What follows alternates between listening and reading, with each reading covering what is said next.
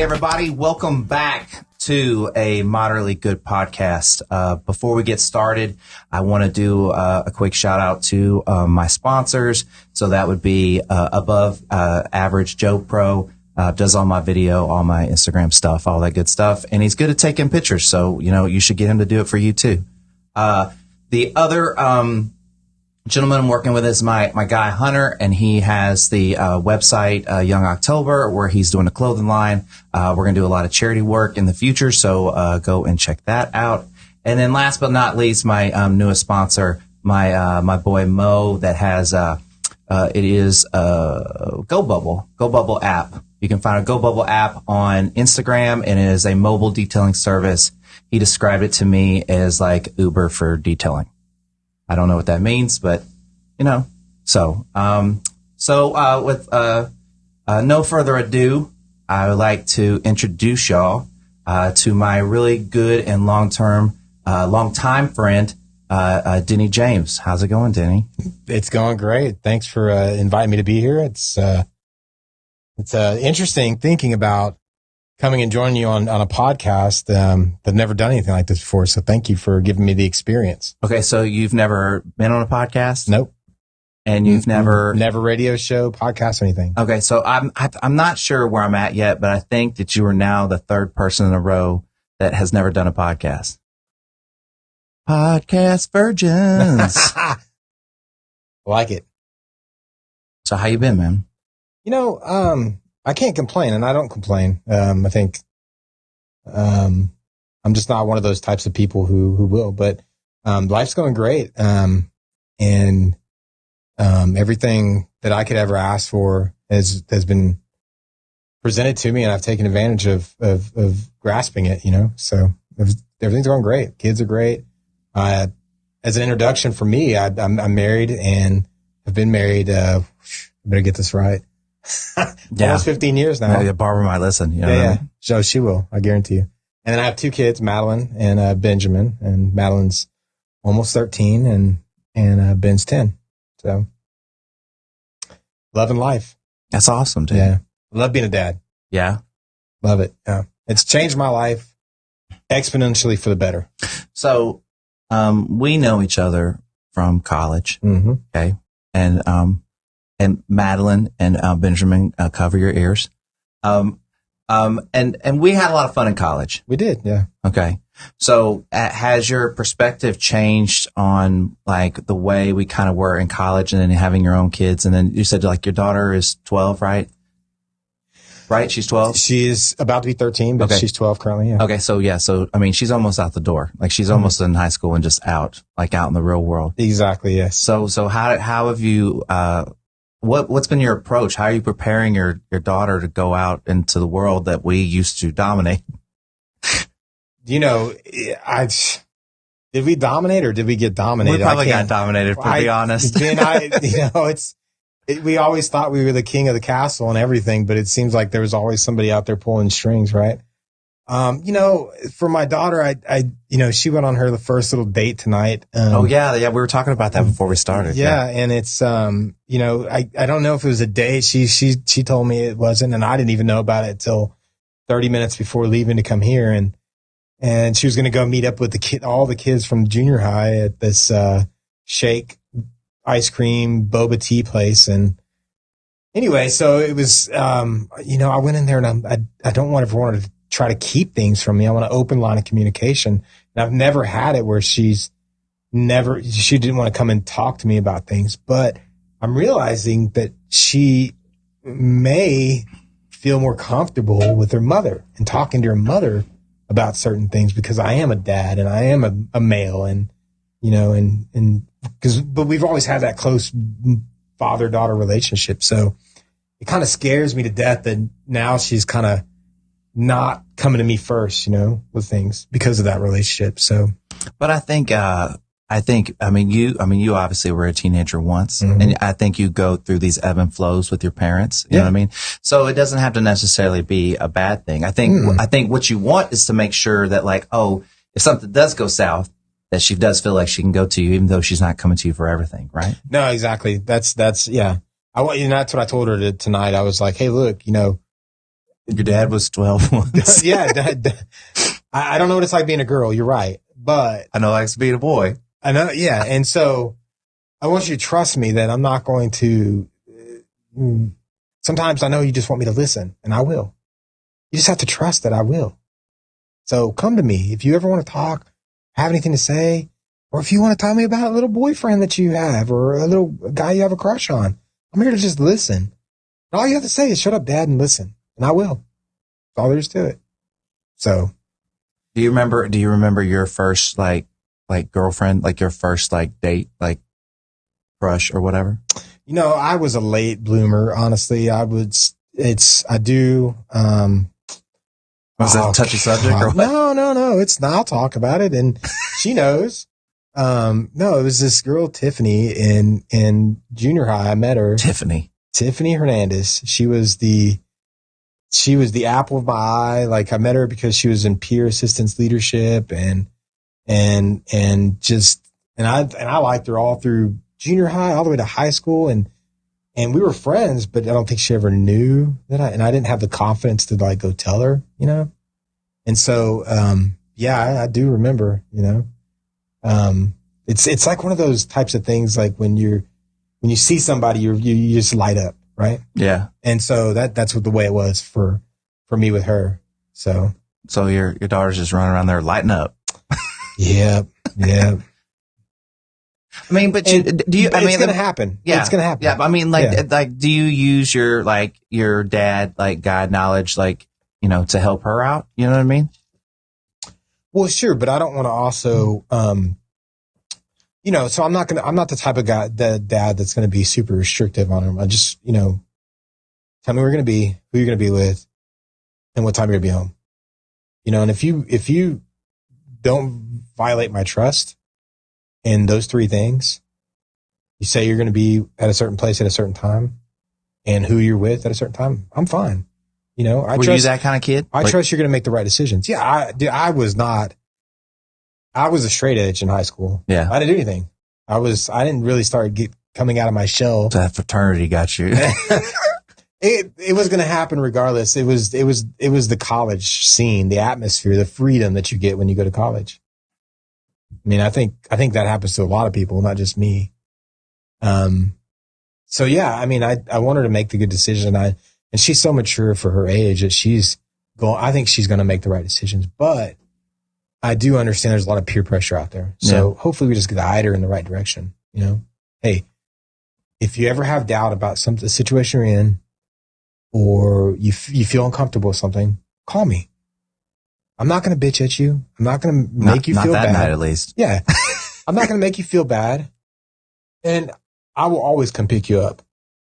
That's all there is to it. So I think I never had that problem with my parents. You know, they kind of gave me a free rein. You know, if I wanted to go make bad decisions, I certainly could have made bad decisions. I mean, did you not want to let your parents down? Is that what it was? Well, I just had other goals. Only thing I cared about in high school was Tiffany Hernandez. Well, the only thing I cared about. Poor Tiffany Hernandez. If she listens to my podcast, she's like, "What is?" Well, her name is totally different now. She knows. So I saw her at like the 10-year reunion, and she came up and talked to me about some letter I wrote to her. It was ridiculous, but does she still have it? I'm sure she does. She's married with kids, and we've all grown since then. She's not the girl that I was once infatuated with, and I'm different too, and so it is what it is. You know, I'll just give you a hard time. No, I get it. But the only thing I really cared about was playing football and watching football and playing video games. And in high school, that was everything.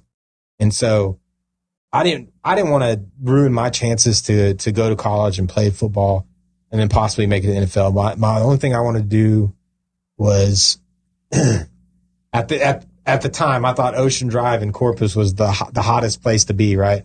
And so I was like, I'm going to go play for the 49ers, retire, and then go buy a house on Ocean Drive. And I that was going to be it for me. So, you're a huge 49ers fan. Oh, right? Yeah. I mean, I kind of already knew that, but I just want to like double check and make sure. Yeah, your shirt is awesome. That's why I started out with Joe. Yeah. The look on his face is like, man, one of these days, somebody's going to have 3 more of these than me. And it's going to be, oh my God. Hey, but Makes me sick. okay. So, we're going to do a quick sports segment. Yeah. What's your assessment of the Jimmy Garoppolo, Trey Lance situation? Man. Give me your expert opinion. Whew. Did you watch that first preseason game where Trey Lance threw that 80-yard touchdown down the sideline? I mean, and he looked good the rest of the time. Jimmy Garoppolo's out there throwing interceptions. So I don't know, man. I'd hate to throw just Jimmy out with the bathwater because he was one quarter away from taking us to the Super Bowl. I mean, to winning our latest Super Bowl a couple years ago. But man, can he stay healthy? You know, I mean, he's got the leadership, he's got the charisma. I mean, he kind of reminds me of a little bit better Alex Smith, you know, game manager. He's not exciting, but then when you see Trey Lance play, what little I've seen of him, I see a future there, kind of like what we could have had with Kaepernick, you know? Yeah. You know, and so I'm like, hey, I'm a Texans fan. How do you think I feel right now? you know, I was kind of hoping we pick up Deshaun before before all that stuff happened. I wouldn't blame anybody taking a flyer on that dude. Yeah. But ain't that some luck? You finally get a guy and then he wants to do all this baloney. An organization that's never had a quarterback that's worth a darn. Well, who knows what could have been, but in all actuality, an organization that's never had a true lightning in a bottle quarterback, and they get one. And then yeah, these allegations come up. And when you have that many people, there's got to be some truth to it. Well, I think. Hey, you heard how his lawyer defended him, right? He goes, well, I understand they're like 22 women, but understand, like, I have 22 more women that say he didn't. And I was like, I don't think by saying, hey, I didn't rob those banks, I only robbed these banks. Yeah, doesn't exactly. That's not going to help you out very much, buddy. Yeah. You know? Yeah. Oh, man. That's not going to hold up in a court of law. But it is a lot of he said, she said. And we have seen things like this in recent history, but they've all proven to be true. I mean, unless you count the Bill Cosby thing where he just got released. But the Weinstein thing, the Epstein thing, all the Steens, you know? So I don't know. Is Deshaun Watson, you know, a serial pervert? Who knows? Right? Nice massages. Yeah. From Instagram girls. I guess, you know. Yeah. I'm sure there's services out there that you could pay for whatever he was looking for. Yeah, but those aren't Instagram girls. No. I mean, you ever seen Instagram girls? I've never been on Instagram, honestly. That's one thing I've gotten totally away from is social media. And I don't know if you want to segue into that or not, but for me, I think it's important to anybody that listens to this. And I know it's an important part of what you do, but for me, it's a time suck. It's a time suck, and there's so much vitriol out there, and it's weeding through the vitriol to get to the good. And I just don't have time to listen to the negative noise. And that's, for me, that's all it was when I was on Facebook, was noise. It was people arguing about stuff they had absolutely no control over. And at the end of the day, it made me sad to see people who were once friends and could set aside their differences to where they could no longer set aside their differences and argue about stuff they had absolutely no control over. And so at the end of the day, it just wasn't worth it for me. If I'm going to keep a true connection, I'm going to call somebody on the phone and say, hey, you want to hang out? Yeah. You know? Yeah. That's kind of what's going on here. Yeah. Right. Well, we're rekindling because you've had your first child, and so long when my kids were younger, we were finding other couples to hang out with who also had kids the same age, you know? And that's exactly what we did. We had a triumvirate of couples who would be our party scene or our party couples. And so it was tough keeping those relationships like Matt Jackson down south or Joey or any of our friends, even Jody, who was your guest last week. You know, his wife was my accountant. We still never hung out, hardly. So it's just you get in these rhythms, and I've realized lately that I've missed those relationships that I had with those friends that I fostered for so long, like Jason Becker, who we've kind of rekindled a little bit and started hanging out again, and so yeah, I if I want to be friends with somebody, I'm not always going to agree with their politics or the way they choose to do things in their life or whatever. But I'm man enough to say, I don't care about that. I like you as a person and I want to be your friend. And we don't have to talk about politics or religion or any of the controversial subjects out there that used to be off limits, And they're no longer off limits. Well, it's kind of like if you want to talk about that kind of stuff, you need to work hard to make it fun because most of the time it sucks. Mm-hmm. So have a little sense of humor, have a little grace, have a little just who gives a shit. It's just opinions on bullshit that, don't try to take it too seriously. If we're going to have those kind of conversations, and be open to the idea of other people's ideas. You know what I mean? Be open to other people's ideas. Not like everything you say is absolute. And that's the thing that gets so frustrating with social media. Don't you agree? Yeah. So there's a guy that I follow on Twitter and, he pushes all the buttons. He's doing all the things, right? So I always like reading the comments and I'm always shocked how many people follow him just to disagree with him. Just to agree, yeah. No, to disagree with it. Disagree. Just to disagree with him, right? And you're you're taking time out of your day to find someone to disagree with. Isn't that a time suck? It's just... What could you do with that time that you could get back? You could literally almost do anything that would be more productive. Yeah. Than you're seeking out negative energy and negative emotions, negative feelings, to just find people to argue with. I'm glad you said that. I want to bring in my life people who are positive, upbeat. I'm not talking about cheerful and bouncing around like a damn, the Energizer bunny and hey, yeah, whatever. I'm talking about people who are generally upbeat about their lives and foster a positive attitude of I can do this, or I'm going to do this, or I'm going to make this successful. And I think that if you talk about energy, you bring to you what you put out in the world. And so if you're constantly negative, your life's going to be negative. I don't know. I think it sounds pretty simple to me. Yeah. You know what I mean? And at the end of the day, even if you don't get everything you've ever wished for, why do you want to walk around with this defeatist, pessimistic view of life? It doesn't make sense to me. It feeds something, and you have to figure out what that feeds and why you think it's necessary, and is it still necessary, or do you need to get rid of it? Yeah. Right? Mm-hmm. All right. Look, this is what I think.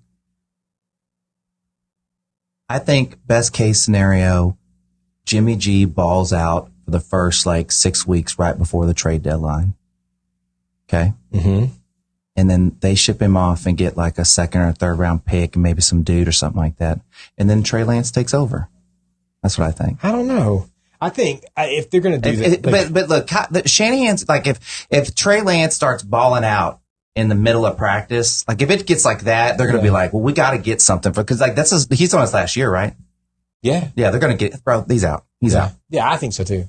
I think they're going to play. They're going to play. The only way that they keep him past the trade deadline, if he's just got 3,000 yards and 50 touchdowns and no interceptions and nobody can touch him. He's just having the greatest season of all time because his value, they're going to lose everything. Yeah, they lose everything. Yeah. And so I think honestly, I thought he was going to go back to the Patriots because of the Cam Newton situation last year. And then they drafted Mac Jones. Yeah. And Mac's balling. He's going to take over Cam. He's going to be the starter in the Patriots, I think. So where does Cam go to? Backup if he'll take that role. Where though? Philadelphia. We could. Ooh. You could also see Jimmy G in Philadelphia. Mm. You could see either one of those players in Chicago because Wentz is injured again, or Wait, no. And no, in Indianapolis. Yeah. That's what I meant. Chicago, hey, they got Justin Fields. But they also have, but he's injured. The Red Rocket. They have all Andy Dalton too. Yeah, and then Foles too, or they release Foles. I don't think they could release Foles. I think his contract was get guaranteed or something. It's like something stupid. That guy just keeps getting paid.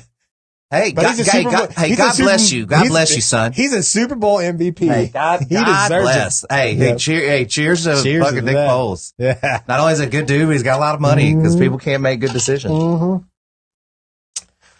I think he's a good player. I think if he went to Indianapolis, though, I think Nick Foles would. I think that Frank Wright would put him in the right position. That unless you just like hit it like you need stability. Yeah. Right. And so I think he showed signs of being just really great, but you just couldn't get any stability anywhere. You know what I mean? And that's just kind of kudos to him. Look at Fitzpatrick. I mean, that guy just keeps making stuff happen. Keeps making money. I literally want him to play for like every NFL team. God, can you imagine? I mean, like, I feel like they secretly are just like, we'll just move into it. Okay. So we cleared the NFC East. Let's move on. Yeah, let's go. Where's he at now? In Washington. God. The old boys are going to see him twice a year. And now they had Colt, and then now Colt's in Arizona. Colt McCoy. Because Garrett Gilbert. You mean what I call Houston, Texas 2.0? Yeah, right. It's like the whole Houston, Texas. Hey, we got to talk about something. All sports people non-sports people, hold on. So what do you think of Kyler Murray? I don't want to count the guy out. I mean, he's electric. He's beaten my 49ers with his legs and his decision making. I mean, he looks like he could be the real deal. I just don't know if his coach is the real deal. That's the big. I mean, well, hey, and that coach, where has he ever proved himself to be a winner besides A&M? But I mean, he wasn't the head coach there. No, but he was an offensive coordinator. But he had Johnny Manziel too. He did, yeah. And so that magic moment. Well, so if you want to talk about Johnny Manziel, we got to talk about the head coach of Texas State Bobcats, who has coached Kyler. Or how many Heisman candidate quarterbacks has he coached? The guy at West Virginia, what's his name? Can't remember. But also Kyler and Johnny Manziel and the guy from Missouri. Like, all right, what's he doing? Give us a Bobcat update real quick. What's he doing? This is gonna be the year. Okay, this is gonna be the year that we do what happens. I just want 7 wins. I want to make a bowl game. That's been my whole. We got rid of Francione, and he made us bowl eligible 3 years in a row, and then he had one bad year because Tyler Vitt. Well, I can't remember his name, but Tyler Jones got injured and missed like half the season, and he only won 4 games for us, so they let him go. Everybody's calling for his job. And then what they get? They got who I was really rooting for. He was co-defensive coordinator at Ohio State under Urban Meyer when they won, or he was co-head coach and defensive coordinator. And he used to coach defensive backs at UT. Then he went to he coached the NFL too, and led like James Madison to a playoff berth in D2. And so I was really hoping that he would be the answer, but he didn't do crap. He couldn't recruit, and he couldn't play. I mean, he's a defensive coach, but there was no offense, so nobody wanted to show up to games because it wasn't exciting at all. It just wasn't. I love that you know so much about Bobcat football. I'm a season ticket holder. Yeah. Hey, we got to go. They're playing Baylor the first game of the year. In Waco? No, in San Marcos. What day is that? September 9th, I think. Okay, I'll think about it. I've got 4 tickets. Oh. So, so is this my official invite? Come on. Is one of your kids not going or what? No, they won't go. They're not going to go. Not to that one. It's going to be too crowded. Oh. So, and they don't have a good time anymore at the game. They don't even like football. Neither one of them? No, they don't. Neither one of them. I've tried Ben. I've tried him at everything. And Scott, when I say everything, he's played soccer, and soccer's the only one he's going to stick with, I think. But basketball, football, flag football, everything. he got through with Krav the other day, Krav Maga, Israeli self-defense. And he was doing really good. And I'm going to get these belts. And then just the other day, he's like, man, I don't really see the point in this. Like, I don't really want to beat people up. And I'm like, you're missing the point of this. It's self-defense. He goes, well, it just seems like they're just doing more like beating people up. And I'm like, man, it's defending yourself. And I'm like, if you don't want to do it, that's fine. But you're going to do something physical. You're going to do something active. So if soccer's it, then soccer's it. We'll sign you up. And so he's tried everything. And unfortunately, my passions of basketball and football, he's just not there for him.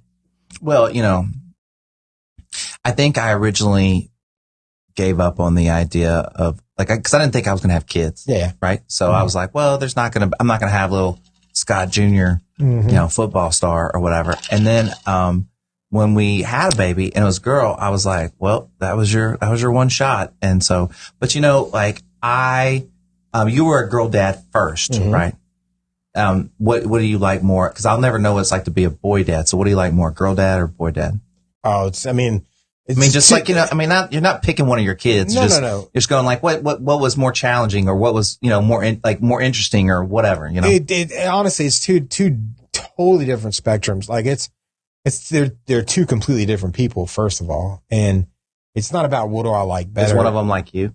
Oh yeah. Maddie's, like she's body type, personality type. She, it's kind of funny. Her birthday's on September 7th and my mom's birthday's on September 8th.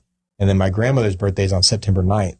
So it's like she had to cover. It was destined that she was born that day or somewhere in that capacity because somebody has to continue the legacy, I guess. Is Ben like Barbara? Oh yeah. He looks almost exactly like Barb's dad when he was his age. Oh really? So it's kind of interesting. So yeah. And he shares the same initials as Barb's dad and Barb. Really? Yeah. So Benjamin, we thought we give him Benny, call him Benny like Denny, but then also pay homage to Brent. I thought you were going to say Benihana. Benihana. In homage to Benihana. No. How much I love it. No, I wish he did. I wish he would eat Benihana. That's one thing that's stark contrast between the kids. Maddie will eat. She's like me. She'll eat anything, and try anything. So her favorite thing these days is ramen, like authentic Japanese ramen with the egg and everything, just everything. And she'll try anything. Ben, oh my God, Scott, he looks at a plate. I love the boy to death. Don't get me wrong, but Ben, don't get your feelings hurt. Yeah, please, Ben, don't take this. We've had this conversation, so I'm just going to share it with the world. He takes a plate of food, and nothing can be touching. Like he's very particular about it. Like for the longest time, he wouldn't eat it. Like he wouldn't eat a taco because it had everything combined. So he's one of those textural type people. Like I was like that. Yeah, I don't want my stuff combined. I want it separate. Yeah. So he'd take a breakfast taco and he'd take the tortilla and scoop out the eggs and the bacon and put it to the side and just eat everything individually. So now like at 45, I just take everything that I want to eat and throw it into one bowl and warm it up. It just the same way. It's like a buffet plate at a Chinese restaurant. You know what I mean? And some of the best meals you can make are like that. Some of the best salads I've had is just like, oh, I got some leftover black beans, some grilled chicken, bacon, whatever. Throw it in the bowl. Yeah. Hey, I have a question for you. Yeah. Maybe, and I feel like you'll be honest. So, it's more of a, I just want to see, so people know, me and Denney were college roommates. What was I like as a roommate back then? And I knew some of this was going to come up too. So it's interesting. I didn't prepare for this particular question. Yeah. Gotcha. I wouldn't say I prepared for any questions, but you thought about us and our history and stuff like that. Yeah, no. Honestly, you were a great roommate, and I had such a good time with you and Joey as roommates. And it was, the previous roommates I had who I had no connection to outside of like the dorm or whatever, where it was a kind of a volatile situation almost, with all the parties and the laissez-faire attitude towards rules and rent. Yeah. And that so, laissez-faire rent. yeah. And oh my God. Like so can we maybe quickly talk about the party at your house where we posed Joey as being 15? Yeah, but real quick. Having you as a roommate was a blessing in my life, honestly. And although I know there was one point we worked together and you actually did me a favor. I didn't see it at that time that way, but you actually did me a favor, when we worked together at Carino's and helping me move past that place into the next chapter of my life. And what do you mean? Well, cause I was like, my car was broken and the engine was shot cause I didn't change the oil. I was super irresponsible back then. Didn't take care of my shit. I was just worried about school and work and getting laid, honestly. Sorry for anybody, family members out there watching, but sorry for Barbara and your daughter that are listening. Yeah. So just so he said it. I didn't bring it up. So just covering your ears, but that was college, right? And so, my car broke down and Scott and I both worked together at Carino's and, I was basically depending on Scott for rides to get to New Braunfels to go work and putting him probably in a bad spot for me to have, like, he had to go in like an hour early or something. So, I'm just glad that one day you were late, which made me late. And I was late. I was late. I think you were early and I got fired that day and had to go back home because I was late because he knew the Pite or whatever his name knew that I didn't have a car. And so then I went to work for Crab Shack after that. So, Crab Shack was a good time. Oh God, that was so much fun.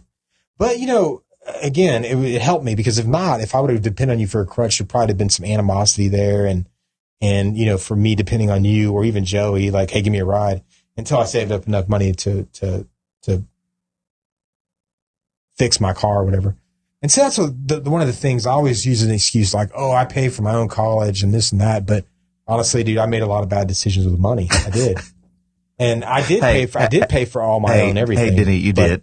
I did. I did pay for my own way through college, but I did fucking spend money like it was, nothing, But you're all right now. No, I learned lessons is what I did. Yeah. We have to, that's life, I think if you don't learn from your mistakes and try to make yourself better in the process, then you're just going to be in the hole. Well, it's life for the rest.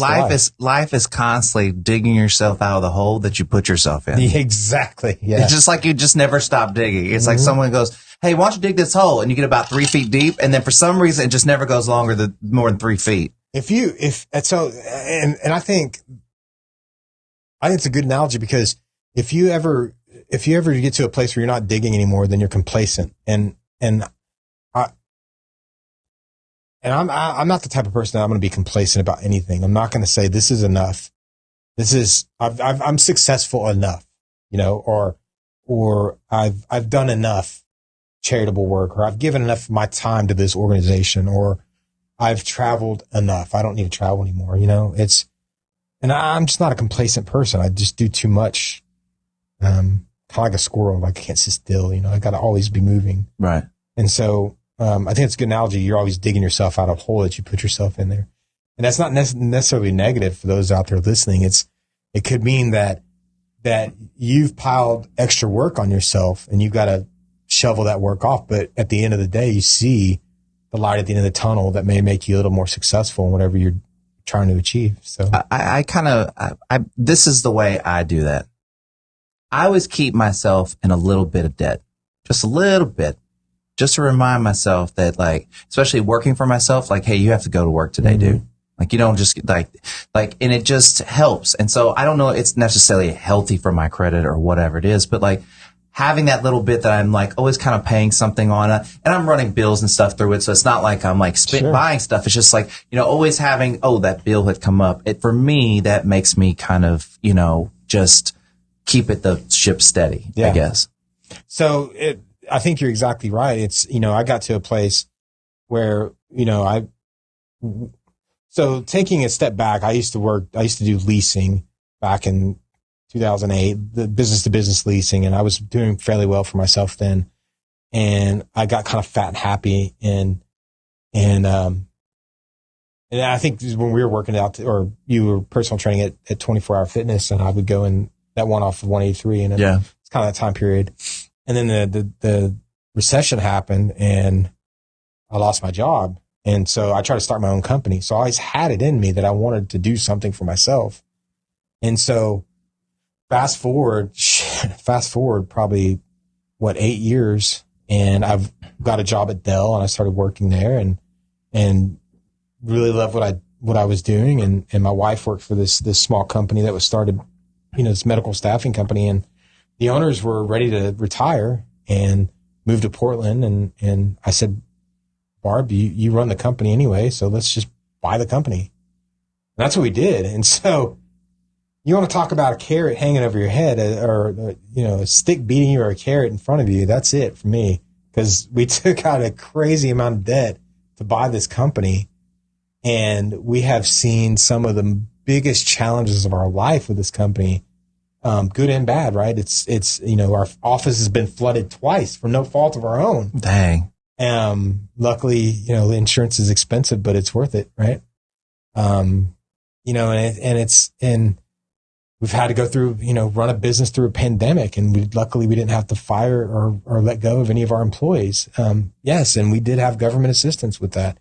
Thank goodness. Right. And so, but we're the captain of our own ship, and that's what gets me out of bed every day and keeps me working for Dell, because my household income is dependent on what I do for Dell. Still is we pay all our bills with my income. Everything that with the company, we just reinvest it back into the company, because we want to get that carrot and that stick out in front of us, because we have bigger plans in the future, So I think in anything you're doing in life, to your point of like being comfortable, you should always have the perspective of what would it be if you would grow it? How would you grow it if you would do it? Because at some point, maybe you're going to come to that crossroads, and you've thought about it a little bit, right? Yeah. Oh yeah. And so it's kind of like when starting this, it's like, okay, well, we're just going to set up a GoPro and use some lapel mics. And then you turn around and I got like a new camera, and these aren't, you know what I mean? And it's like, I didn't even think it would grow into this. Yeah. You know what I mean? So that's kind of, and so I'm just kind of open to any ideas. I'm open to ideas of kind of like, where this could kind of go, Well, I think for me, with my business, I have an idea of where we want to be as far as goals that we have. And I have a plan on how to get there. It's just, we got to continue to be consistent and stay the course. And, my goal, and the thing with my company is we pay 100% of our healthcare for our employees. We're a small office. We pay 6% matching. We pay, dental, vision, all that. None of the employees don't have to pay anything. And yes, it's not working for Google. Yes, it's not working for Apple. We get it. It's medical staffing, medical billing. It's not the sexiest job in the industry in Austin. But we understand, it's not even to be competitive with people. It's just what you should do for your employees. Right. Period. We're going to get paid on the back end. And yeah, I have that crazy amount of debt that I owe the government that, hey, I'm over 60% done with early, and I'm still able to provide that for the employees and didn't have to lay anybody off during COVID, knock on wood. But my goal is when I pay that loan off, the SBA loan off, then I'm going to hire more people and provide a better life for more people. Because that's what matters to me. The money in the end is one thing, but I'm not doing this for the money. I want a legacy, but I do have a goal. I want to get to 25 million in annual revenue, and I have a way to do it. It just takes time. Nothing's going to happen overnight. And so if I were going to say to you, maybe something you can think about is where do you see this turning into? Do you see it, being on you certainly need more entertaining guests than me. But do you see it going to like a network or like a YouTube show or like a streaming show? Have that goal that you have in your mind and just focus on it. And I think your actions and the way you path your life will lead to that goal if you continually focus on that. And just stay true to that and stay true to who you are too. I just keep an open mind about everything that I read, hear, see, people I talk to, people that come on the podcast, like I just keep a real open mind about the possibilities. And I feel like that the direction that it needs or wants to go, it'll be there. It'll go. Because that's what's really kind of happened like so far. You know what I mean? And it's just like, it again, coming back to like what we were talking about earlier, it's that it's like, like bringing somebody down, sitting and talking with them. And so far, like I know everybody on some level, and maybe at some point it evolves into where like people I kind of don't know or, whatever, maybe it's like different. But for right now, it's a really great way to like talk to my friends, reminisce. Yeah. I could see it as being therapeutic also because it's therapeutic for me right now. Yeah. Like being able to, cause I'm not a big oversharer. There's only certain people, and I'm sharing this with the world right now, but it's not that many people listening. But there's limited stuff that I like to talk about personally because I'm not that interesting. I'm just not. But, I'm not Jeff Bezos and I'm not, Elon Musk or Joe Montana or any of those famous sports stars, whatever, I'm just not that person. But, so maybe that's your first challenge is like you find somebody that you can bring in who maybe not a famous sports star or business tycoon, but maybe somebody that's just like coming up and coming and you get them in first. Well, that's why you're here, Denney. Who knows what the future holds. But so. I'm just saying I'm going to respectively disagree. I think you're very interesting. I wouldn't ask you to come and sit and chat if I didn't think you were interesting. Oh, I appreciate that. Yeah. Yeah. And I live in the, I don't think someone has to be famous to be interested. I don't think someone has to know. I've listened to a lot of Joe Rogan's podcasts. I don't know a lot of the people that he brings on. I think they could be you for all I know. Right. And somehow, he gets interesting things out of them. And so it helps me a little bit that I already know you and we're friends. Sure. Yeah. But I think there's a lot of interesting things about you. Well, I guess I walk in my shoes. Why would we you were my little brother in the fraternity. Yeah. So, did you think that was like by accident?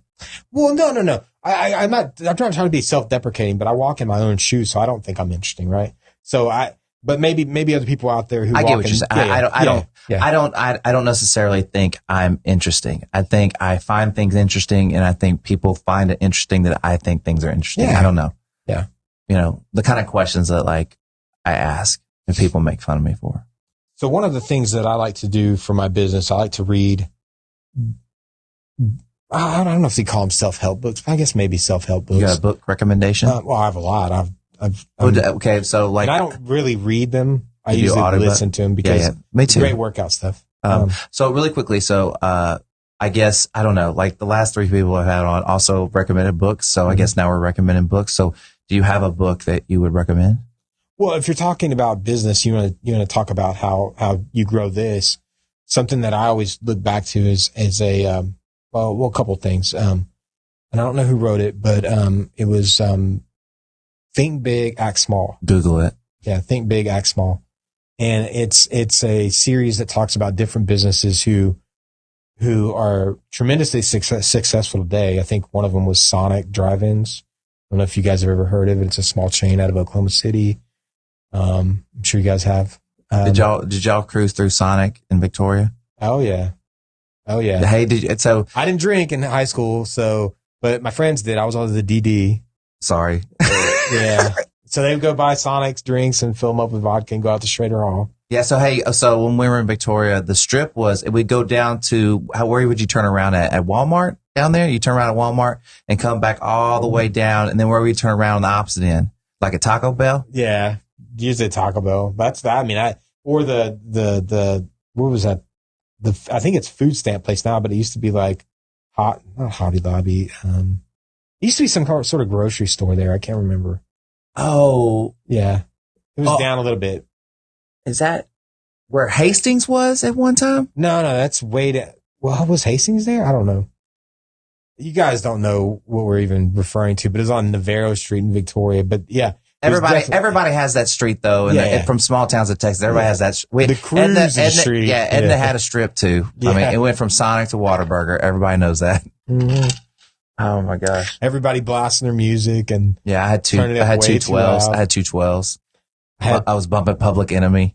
I had 2 10s, and I was bumping Ace of Base and Ace of Base. Oh my god! Because it had that kick, that and then all the bass music. Like we didn't actually buy albums that were specifically made for bass. Like bass.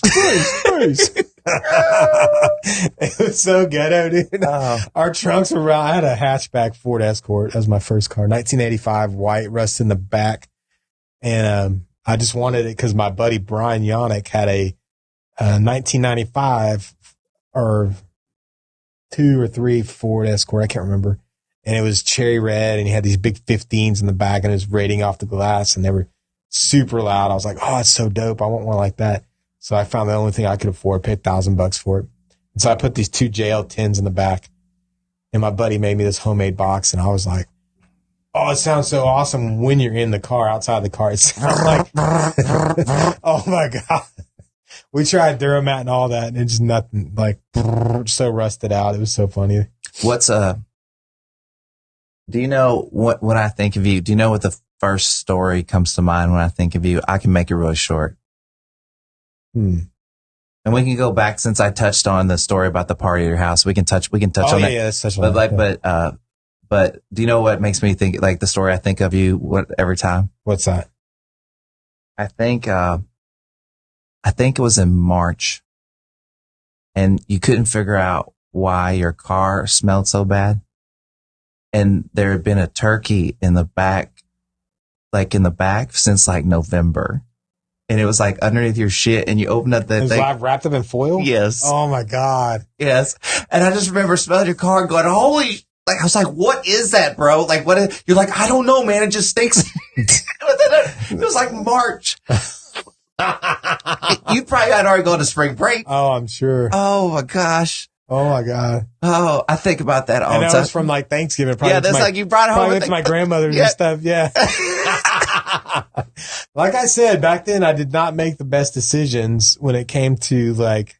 Well, I mean, I don't know if accidentally leaving a turkey in the back of your car counts as a bad decision. I'm just saying that was just, man, that was funny. Yeah. What's the story? What reminds you of me? What story do you think of? I mean, I guess the first time we met, when I decided to rush the fraternity, I was coming back from New York. For the first time I ever went to New York, my roommate was from New Jersey, and his parents flew me up there so I could drive back with him in the car. His name was Jack something or other. Cool guy, but he was, a little, New Jersey-ish. And, and so, I mean, man, we spent 34 hours driving straight from Chatham, New Jersey, got stuck in an ice storm in Tennessee and couldn't drive. And so we're like, think we're going to die in this ice storm because we're on the side of the road, freezing our butts off in this car. And so finally the next morning we go and drive the rest of the way. And lo and behold, it's rush week that next week. And I'm like, yeah, I'm going to rush the fraternity. And my buddy Dario, who's going to the Kappa Sigs, I'm going to go hang out with him and yada, yada. And so, I go, and then somebody else, I don't know what happens. I think I worked at Pizza Hut, I think. Oh, where'd I work? I think Pizza Hut. And I think it was Pizza Hut. Chris White was there, and he's like, I'm going to go hang out with these guys over here. And then Chris White was working at Pizza Hut, right? Yeah, we both worked there. And so Chris White and I went out to Sigtal House. The one out on the... 123. And I met you, and like, where you from? And I'm like, I'm from Victoria. He's like, no crap, I'm from Edna. And I remember that. I was like, oh man, this guy. he seems pretty cool. He looks like Vanilla Ice. I'm like, because back then, I mean, get it. I get it a lot. But you were wearing khakis, and you had I was Vanilla Ice in a fraternity. You had that faded haircut, and I was like, man, this guy's cool. He's from my hometown, and I was like, all right. So I started. I mean, honestly, you're one of the reasons why I decided to join that one. Well, that and I had strep throat and didn't go anywhere else besides that Cat 1 Thank God party. for strep throat. I know, right? That's what I say.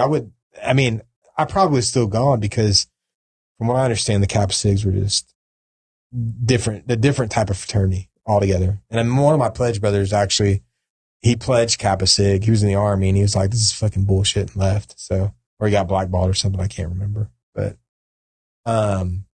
anyway, so one of my first memories of you is at that first Rush party and hanging out, and I think you were trying to get me laid. Sorry for those watching or listening. Or your wife or your daughter. Yeah. All that. Mom. Sorry. Mom. Jeez. Yeah. Whole family. Whole family. So no, I think you were trying to hook me up with some old girl. I can't remember. Well, I mean, you make me sound sound like a pimp. I think back then I looked up to you as far as like, I mean, you were, I forget who you're dating. She was a pretty cute girl. What's her name? She was friends with one of my exes. They were roommates together. Anyway. Talking about Kara? Yeah. That's right. Kara. And so you were dating her. Let me ask you. Weren't you dating her at the time when we first met? Yeah, I'm sure. But like, you remember, like, she stole my dog, right? She's a crazy bitch. So, I mean, y'all are volatile. I mean, there's just volatile people. They're like fucking oil and vinegar. And that was you and Kara. So. Oh. And so. Anyways. Yeah. And so. But you were always trying to help me out, and it's like a good wingman, it's like, yeah, and that's all I care about. So in high school, I was a big fat guy, and that's all I cared about. I wanted to be 290 pounds and go play football for U of H. And I felt like that's what you had to weigh, and you had to be able to bench press a bulldozer and squat a Mack truck. That's what I thought. And so that's all I cared about. So after high school, I lost 115 pounds. And, I wasn't going to play sports anymore. So I was just ready to have fun. And that's exactly that's all I look for. So have fun, party, and while still and go to school and go to class. I always try to make sure that I make good grades. And I did for the most part. Could have done better, but still. No, you did all right. Yeah. You got out. Yeah. That's getting out, that's key. Yeah, that's the hard part. They don't tell you that when you go in. They don't say, hey, you have to get out of this too. You know what I mean? Yep. And we could have. I mean, shoot. I stayed a year later than I probably should have. I stayed a couple of years later than I should have. But working at Applebee's. I have this finance degree. I'm going to work at Applebee's, Hey, well, but like that bartender, like waiter money, it's hard to give up. That life's hard to give up. I had a hard time giving it up. Yep. I mean, it's the closest thing I know to being a drug dealer because you just like get cash, right? All the time. And so like whenever I was transitioning from being like a waiter, like I'd gotten out of school, lost my job after 9/11. So I'm waiting tables again. Yeah. And I'm going to try to become a trainer, and I'm trying to like drop the waiting tables, and they're like, look, you got to pick one. And I was like, okay, I guess I'm going to try to do this training thing. But man, I missed that waiter money. Yeah, no, that's whenever I finally got off and I went to a corporate job, but I had to leave Austin, or I had to leave San Marcos, Austin area to do that. And so I got a job in Dallas and with Dennis, one of my little brothers in the fraternity, and we were roommates up in Dallas, and I finally broke the cycle of waiting tables, bartending. Because there's a lot of people that they have degrees and they're very smart individuals. It's just like Scott said, it's very hard to break that, almost like that addiction to the grind. Well, quick shout out to my boy Ozzy. So when I moved back to Austin, I started bartending while I was training because I just needed money. Because I was switching. I went from Houston training to here, right? And my boy Ozzy I met, I swear to God, he's a vampire because he hasn't aged one day, right? He looks the same as he did when I met him. He ripped. He looks like a model. And so he had a regular everyday job, like just working like at Dell or something like that. And on the weekends, he just had so much energy and it was just such a big personality. He would bartend. He would just do it for fun, but he would make money. You know what I mean? And I mean, I was just always like, wow, like that guy's living his best life right there. I could definitely see that. I mean, there's times that I on weekends, I wanted to pick up shifts sometimes. Yeah. Instead of going out and spending that money. But, you know, I don't know. We were having way too much fun in Dallas. Oh my gosh. Dallas was the blur. It's just, it was definitely a blur. I was only there for 3.5 years. It seems like just yesterday, but man, it was the entire time. It just like went by so fast and it just got to be such a rat race up there. Yeah. You know, when I came back, I was a different person. I think we tried to hang out a couple of times when I first came back and it was like, we were like, who are you? What the heck? Well, I think that, you know, I don't know about for you, but I think that if people that have long-term relationships with people, those relationships are probably gone through evolution. Sure. Yeah. And like they're closer and farther away. And it's the acceptance. It's almost like a family acceptance when you have those really close relationships that you can't necessarily push your family away at their family. I mean, like obviously if it was really bad, but you know, like disagreements and things like that, you can't exactly just like go away from me. That's not productive. Right. Yeah. And so I think that, you know, our relationship, just like all others, had like an ebb and flow. You know what I mean? To me, you know, I mean, cause it's, you know, before we kind of reconnected recently, I mean, we hadn't talked in a while. Yeah. You know, but I mean, but it wasn't like for any other reason than like, you know. Well, like I was talking about earlier with having kids, it's like, I mean, why would you ask somebody who's, you know, dink, you know, dual income, no kids or whatever, no kids living. Dink? Is that what you call that? Dual income, no kids. You never heard that? No, but I like it. Yeah. So why would you ask somebody to come hang out with, you know, a group of people who have kids, you know, and we're usually hanging out with people that have at least 2 kids in a house and they're all running around acting crazy. And you guys probably would, and the whole time I'm thinking in my head, I'm not going to invite my friends that don't have kids over and watch all these crazy kids do acrobat trapeze stuff off our couches and do crazy stuff. You know what? They're not going to be entertained by that. Why would they? Why would I? Maybe I was. You didn't give me a chance, bro. Maybe I just didn't give you a chance. That's the thing. Yeah. But we've seen it enough with other friends that are like, you know, they felt a little out of place almost. Sure. You know? You know, I don't know. I think I passed through that and then I had a kid. Yeah. Like, you know what I mean? Like I got past it and the idea of it. And then it was like, oh yeah, well, here's a baby. Here's a baby. You know, like figure it out. Yeah. You know, but I mean, I've said this before. Where I had her in my life, I wasn't ready until now. Yeah. And so God provides. Yeah. For me, at least. You know what I mean? Yeah. I tell you, man, I'll never forget whenever I saw Maddie's like little nose in the ultrasound and, you know, everybody was asking me, what do you want, a boy or girl? I was like, you know, it doesn't matter. I mean, obviously I'd want. You're like, well, if that's a nose, make sure it's a nose. If it's big, you know, like, don't get them confused. She's upside down. No, it's not really nose. That's his penis and it's small. No. But no, I saw her. No, you could definitely, it was her face and her profile. You're like, it was a nose. It was a nose and it was a perfect little nose. You could tell. And then she came out and, you know, I'm not a big crier. I'm not a big emotion. I'm just not an emotional guy. I've learned that about myself. I just bottle stuff up and whatever. We can talk about it. It's probably not good. Probably need to go to therapy someday for it. But for her, whenever she came out and she had her first little cry, it was the sweetest little cry you can ever imagine. I was like, started gushing tears. I'm like, oh my God. I was like trying to tear up right now thinking about it because she's 13 going on 30. And for me, it was life changing. It just instantly life changing. I mean, probably 4 weeks before that, I was downtown Austin with Brandon Liska watching Gogol Bordello at Emo's and partying balls, getting home at 3:00 in the morning with a pregnant wife at home. So clearly from that point on, everything changed. I think that, you know, it's whatever, like, y'all are cool with. You Yeah. know what I mean? Like,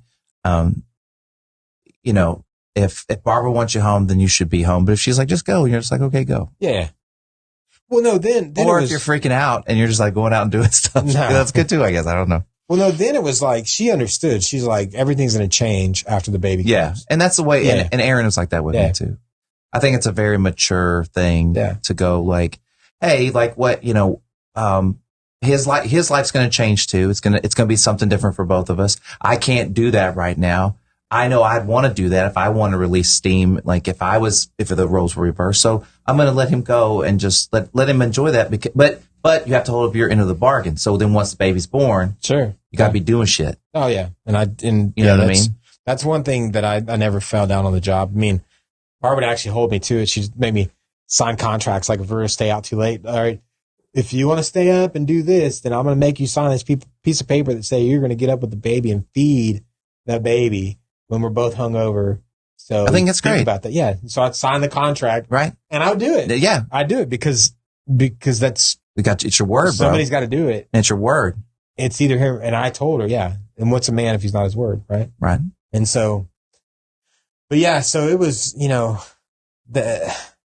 for me, life has changed better. So I have two awesome playmates too now, and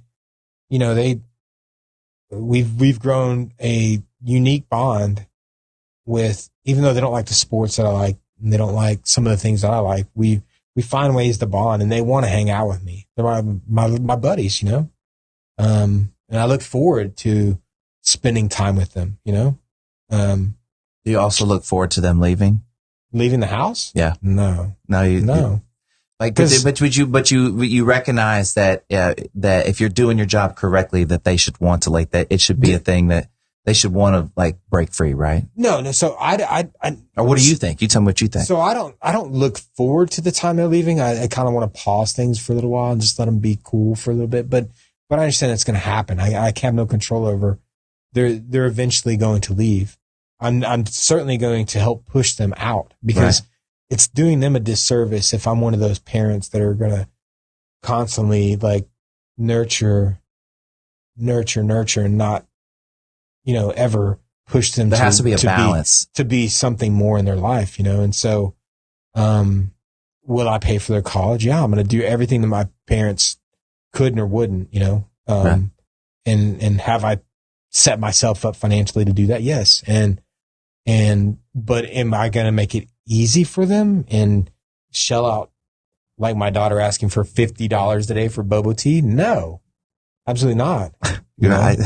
My kids are going to have jobs when they have a car or they don't get a car because they're going to have pay for insurance, or the balance is, if be careful, we're recording this. Yeah. Like they could play it back to you and go, I've already Dad, told him. okay. I've already told him. Like, Dad, you said, if, your job is to go to school and I need you to get straight A's and do extra activities so you can get a scholarship to go to a good university.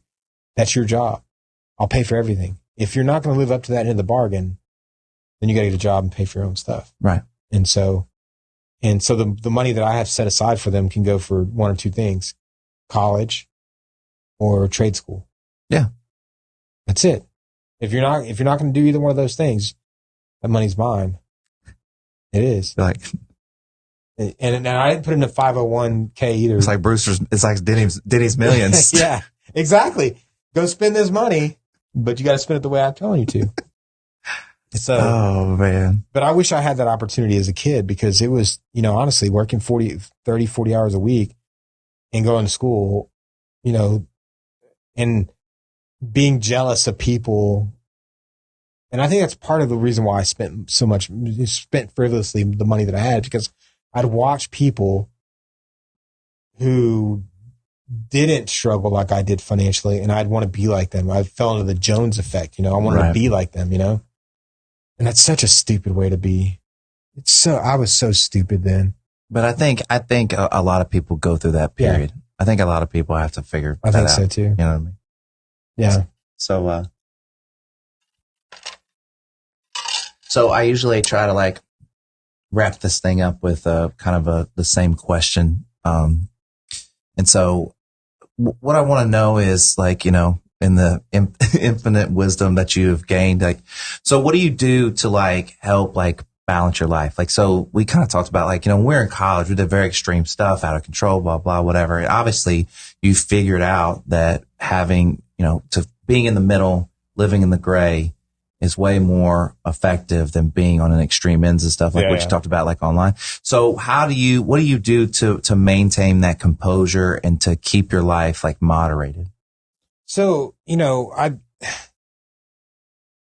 everybody gets so wrapped up in daily routines and their own personal goals. And sometimes I think you need to give back and do things that aren't necessarily for the benefit of yourself, like maybe for the benefit of the greater good, or volunteering your time for different things. So for me, I find balance in keeping busy and doing things that don't necessarily directly benefit me.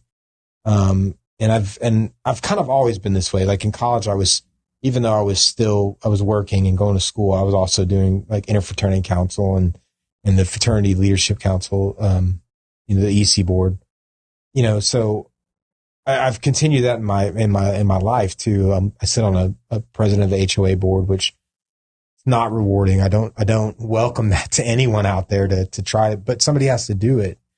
It's challenging is what you're saying. It's very challenging, and it challenges me because, you know, because of the negativity out there and the people that aren't willing to go and talk to them. It forces you into conversations that are necessary, that you have to learn how to communicate with others. Correct? Exactly. Yeah. And then, so I'm on a MUD board too. And then I was part of the Young Alumni Task Force at Texas State, and actually met Jeff Foster because he was on that board too. And, the old basketball player, Jeff Foster, he played for Indiana and Texas State. So, Jeff Foster. And he, you know, he's big time at Texas State. Yeah. He does a lot of good work there. But so I've tried to challenge myself to do those sort of things. And now I'm like, I'm almost ready to step down from a couple of things that I'm doing now and try to find that next passion to go after that's outside of like a job or a business, you know, and putting a little bit more kind of like balance to it, of like, of like you're doing a lot of things for yourself. You're doing a lot of things for you're doing a lot of things for your family and your center. You're doing a lot of things for others, but you're not doing anything for yourself. Yeah. And like, how do you create balance? You have to put your mask on first before you put on anybody else's, right? Yeah. And so what are your ideas? Like, what do you want to do? Like, you gonna paint? I do paint. Rock band? I do paint.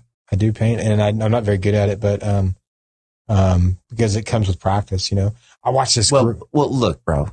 Painting is very, very, very subjective. It is, yeah. So don't say your paintings aren't good.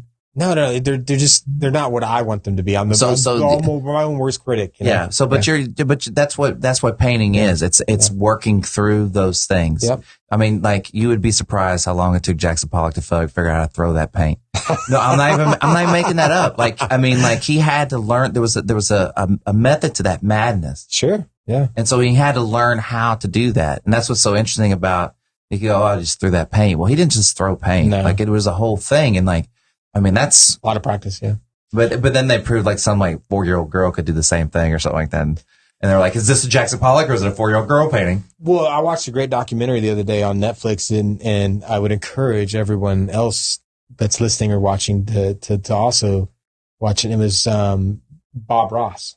Yeah. And it was great. How gangster he was. Well, it talks about how he led up. It's not it talks more about the deceit that happened after he died, towards the end of the movie, probably the last part of the movie, but it talks about, it's a documentary? Yeah. It talks about his early life, and how he developed his skills in painting. And so I look at his passion towards nature and towards painting and this other stuff. And I'm like, wow, he really went for it. And everybody says he was that person in real life too, not just in the camera. He didn't whisper like, "Hi, I'm Bob Ross." Because that'd be creepy. It'd be creepy all the time. They're like, you're like, welcome to Fleming's. Can I help you, sir? I would like a table. Yeah. for 2, please. Yes. And but he was that same genuine, good natured person in real life. And like Mr. Rogers. You ever seen that documentary on Mr. Rogers? Yeah, exactly. And I think he got taken advantage of. Just watch the film. I don't want to ruin it for anybody. Watch the documentary. It's really very good. Okay. Oh wait, sorry, did I interrupt? But no. So if you're talking about painting, like I see how he developed his passion and his art form over time. And so maybe that's what that'll take is to just get out there and do it and practice it and continue to develop if that's what I want to be passionate about. But then I look at music too and I'm like, holy shit, I have all these musical instruments in my house, piano, fucking keyboard, electric guitar, acoustic guitar, drums. I mean, we have except for wind instruments, every instrument you could think of in our house. And I'm like, and I pick it up and I'm like, oh yeah, I could never do this. Well, that's what's so like, Aaron's a musician, right? And like, bro, there's nothing more magical to me than watching the person that means the most to me. Yeah. Just like sit down and just like on a keyboard, and then she'll say some words and what do you think of this? And she'll just like write a song. That's crazy. And I'm like, how did you do that? Like, how'd you do that? Yeah. It's like, it's one of my favorite things to do. Just her, like, she'll pick on the guitar and we'll just kind of just hit, hang out and chat, or she'll play her, guitar. She got a guitar. I saw it out in the living room. Yeah. It's pretty cool. So I think I have something wrong with ever since I was a kid, I had tubes in my ears. I think I have something wrong with my ears because sometimes I can't hear. Yeah. All right. And so what'd you think I said? Well, I can hear what you say, but I think for when it comes to music though, I think you have to have your ears off. You have to have that ear. Well, and I think that this is going to sound stupid, but different people have different kinds of ears. They listen for different things, because when I listen to a song, like I'm listening for like beat, melody, yeah, I got rhythm, like stuff like that. Aaron's like, do you hear that violin in the very back every year on the third note? I'm like, no. You know what I mean? And things like that bother. Sure. She'll go like, I don't like that song because of the, and I'm like, I didn't even hear that. That's you know what I mean? Too. Yeah. So it's just certain people have that like kind of like thing. You know what I mean? Then Ben has that ear. Yeah. I can already tell. He's got it. He plays, like, he can play the drums and he's no lessons.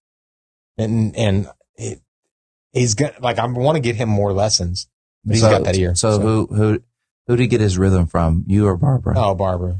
She you don't have no rhythm? I mean, I can dance, but I can't. Yeah, I remember you being a dancer back in the day, bro. I can't play instruments, but, no. And so that's the thing. Like, Barbara can sing, she can dance. She can sing, she can play the piano. Her whole family, her dad can play any string instrument. He's amazing. Any string instrument you can imagine. He works for Jupiter Band Instruments. He can play any horned instrument you can imagine. That's cool. So, and then her brother, Chris, is probably equally as talented. He got his doctorate from LSU in choral conducting. Now he's a professor at Howard Payne, teaching voice. Fancy. I mean, he's these guys come to Thanksgiving dinner is like a live show in Austin where these two guys are playing like what's that John Denver song? Rocky Mountain High, the West Virginia song. Take me home, country road. Yeah, to the place. They'll play that. They'll play Eagles. They'll play. It's just like a true on concert. So as we're recording this episode, I've already recorded an episode where I had my first musical guest, and it was the coolest thing because we shifted the whole thing, and he set up like over here, and then we recorded him and stuff like that. Yeah. And then it's like I had this own little private concert in my garage, and I want to do that. Yeah, more. You should do that. Yeah, like I want to do more of those, like like Teeny Desk. Is it called Tiny Desk or Teeny Desk? You know what I'm talking about? It's that little library in Houston. They have people come in and sing in this library in this little small spot. It's really cool. It's on YouTube. I'll check it out. Yeah. So I want to kind of do that feel where I just have people kind of come in and like play music and That'd be cool. Yeah. Yeah. So, but like by the time it'll already be out. So but don't limit yourself to just that. I think. No. I mean, like just anything entertaining, anything that's different, and showing like different, very talented people that are my friends that I know, or whatever. So maybe even get somebody that because so Bob Ross Inc. going back to that documentary, Bob Ross Inc., they have these classes where they teach people how to instruct other people to paint and stop Bob Ross. So maybe you could find somebody in Austin, bring them on, and actually do a painting in 30 minutes. While you're talking, yeah. That'd be cool. That would be cool. I mean, I could get some caricatures done. Well, that's not a Bob Ross style. He only does landscapes. I know Bob Ross doing caricatures. But you could get somebody that does caricatures. I know, that's a good idea. I think while you're talking, because most of those people can do both. What about a clown that makes balloon animals? Not so much. Nah. All right, so I'm gonna make my documentary recommendation. All right, because I just watched it. It was great. Have you seen Val on Amazon Prime? About Val Kilmer. It's fantastic. All right, I'm gonna cue it up. And it's definitely it's a totally different. Like, he filmed every bit of his life himself, like since he was a kid. So he has all this footage that he did himself over this whole time. Wow. Yeah. So then, who has that much foresight? Yeah. Well, I think he just liked filming. Like I was like that as a kid. Yeah. Like we carry around my mom's like camcorder and stuff like that and make TV shows and commercials and shit like that. Yeah. And so he just did that, and he did that always. And so he has all this footage, and it's like really cool. That's what this newest generation is. That they're you're going to have all this. Yeah. They're constantly filming themselves and posting it on the social media and stuff. Yeah. I know. I'm guilty of filming myself, but it's just so I can make stupid commercials. No, it's what you're if it's what you're passionate about, for me, it's not. Like I mentioned earlier, my life is not that interesting. If you want to see me go to work, and nobody wants to see you go to work. They want to hear stories about you in college. Yeah. I've got plenty of those. We didn't get enough of those. No, we didn't get into any of them on purpose because I wanted to bring you on more than for our stupid college stories that nobody knows the characters in. Sure, yeah. You know what I mean? No, yeah, we could talk about like a bunch of stuff, and we would laugh about it, but people would, you got to paint a bigger picture. Yeah, and so, anyways, did you have a good time? I did. Yes, thank you. Yeah, for having me on here. Thanks for doing this, dude. I really appreciate it. It's been so. I think we do this on some sort of level when we go to a bar anyway. Yeah. So it's, and that's what's so comfortable about my friends. Yeah. And so, I want to build up that comfort level with people that I don't know, second tier, third tier people that are away from me, and I want to bring in real interesting people, but it's easy to pick on my friends right now. Yeah. So, all right, my man. Well, I appreciate you coming on. Let's give me a hug. Get up here. Yeah.